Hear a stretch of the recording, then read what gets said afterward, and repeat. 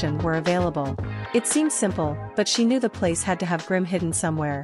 Before she could make her move, however, suddenly she got a message in her earpiece. "This is Tiger Claw, I'm retreating," Tiger Claw said, sounding absolutely pissed. "That's unlike you, what's the cause?" Karai asked. She wasn't exactly pleased about that, but she knew if Tiger Claw was retreating there must be a good reason. The cause would be me exploding out of the sky and falling 6 stories. Tiger Claw hissed. "Not to mention this whole mission is going south. The butler is practically invincible to our attacks, and the mousers can only hold off the other one for so much longer. Not to mention some of the children have started fighting back as well." "I see. Damn, it seems we severely underestimated Midoriya," Karai swore. "Fine, leave. I'll be on my way after inspecting the lab and taking care of this." Karai jumped down from the tree she was hiding in, just as a hound dropped down, crashing through the tree on all fours. Without hesitation, Karai charged toward the Grim, which let out a stream of flames at her in response. Karai jumped over the flames, and onto the hound's back. Then, she transformed her hand into a snake, and bit into the Grim's back, injecting its venom into it at a rapid pace. However, the hound seemed unbothered, turning its head back to face Karai, before letting out another jet of flames.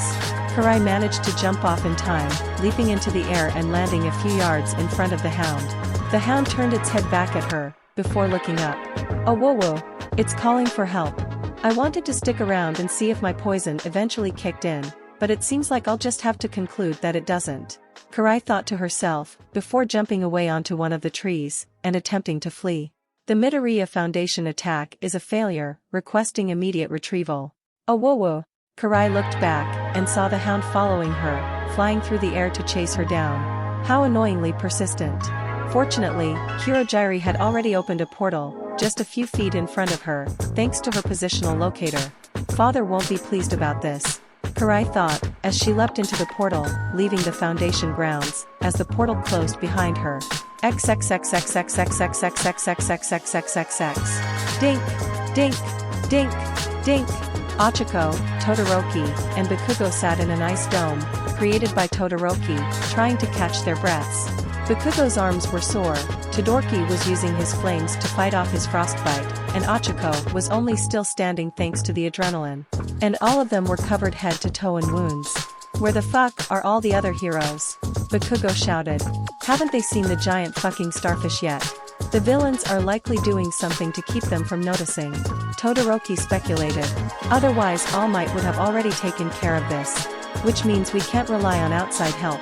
Ochako pointed out, looking rather frightened, as the ice dome cracked around them. I think maybe the best thing would be for one of us to go get help. Damn it, you might be right. Bakugo begrudgingly agreed. Round face, you get out of here, me and Icy Hot will cover for you. That'd be for best, you're the fastest one here, and the one in most need of medical help. Todoroki agreed. Ochako wanted to argue, after all, she'd hate to leave her friends when they were under the villain's control, but she knew they were right, and arguing would only endanger them further. Okay, when dash. Smash. The mind-controlled Tetsu smashed through the ice, surrounded by Shishida, Sato, and Shoji. Bakugo got ready to unleash a hell of an explosion, to blow all of them back and give room for Ochako to escape, but before he could charge forward. Hey, over here! Shouted Izuku off to the side. The mind-controlled students looked over, and they were suddenly shot, the bullets getting lodged into the starfish on their faces, which promptly fell off. Huh? The now freed students sported confused looks, as they didn't know how they got here or what just happened. What? The three students in the dome looked at the freed students in shock before Ochako rushed out of the dome. When she got out, she was Izuku standing on top of the dome, shooting down at the starfish on the students' faces, while some of the now freed students and heroes such as Mineta, Ibara, Deatharms, Cementos, and Kaminari kept him safe. Izuku! Ochako shouted in surprise. Out of all the people she expected to come to save them, Izuku was not one of them, maybe one of his kids, but not the green-haired teen himself. Nor did she expect him to be wielding a gun. Ochako! Izuku gave the girl a look of relief and slid down the dome to meet her. I'm so glad you're not mind-controlled. Wait, what happened to your leg? I got stabbed, but I'll be fine, Ochako reassured him with a forced smile, but Izuku was having none of it. Izuku then pulled a fractal from his sleeve and offered it to Ochako. Take this, and try using it like an extension of your quirk. Ochako was confused, but didn't question it, and quickly grabbed onto the crystal before doing as instructed. Suddenly, the fractal started to glow white, and that white glow spread over Ochako's body. Her wounds started to close up, and she could feel the pain and fatigue quickly fade away until she was fully healed and rejuvenated in only a few seconds. Huh? Ochako looked over her body in disbelief. What the heck was that? It's a long story, for now just focus on the fight. Izuku told her. Get that crystal to Kaken and Todoroki then act. Suddenly, he was shot in the side of the head by Snipe. Fortunately, his cloak stopped most of the damage, but Izuku was knocked down to the ground. Someone needs to deal with Snipe. Izuku ordered. Is there anyone who can take care of him? I'll get him. Tetsu shouted. Someone give me a boost. On it. Sato picked him up and threw Tetsu towards Snipe as hard as he could, sending him flying toward the mind-controlled hero. The mind-controlled Snipe tried to shoot Tetsu out of the air, but the boy's metal body blocked every attack, and he collided with Snipe, tackling him into the wall and holding him there. Alright. Netsu! The sky is clear, Izuku shouted. Yeah, Netsu shouted as he jumped out of MT Lady's hand, and soared into the air. Time for some fried starfish. Netsu started charging up his quirk, ready to unleash a massive attack at Starro. Starro once again knew he was in trouble, but he didn't have any minions left that could stop this. So it did the only thing it could. Starro stretched out one of its arms, touching part of the arena, before lifting it up with its suction cup, and smashing it into MT Lady's face. MT Lady fell as the piece smashed against her face, and then Starro jumped on top of her, pinning her to the ground. Get off, you stupid! Netsu looked down with wide eyes, and stopped his charging, knowing now if he tried to blow a hole through Starro, MT Lady would get caught in the blast. Guys, I can't fire.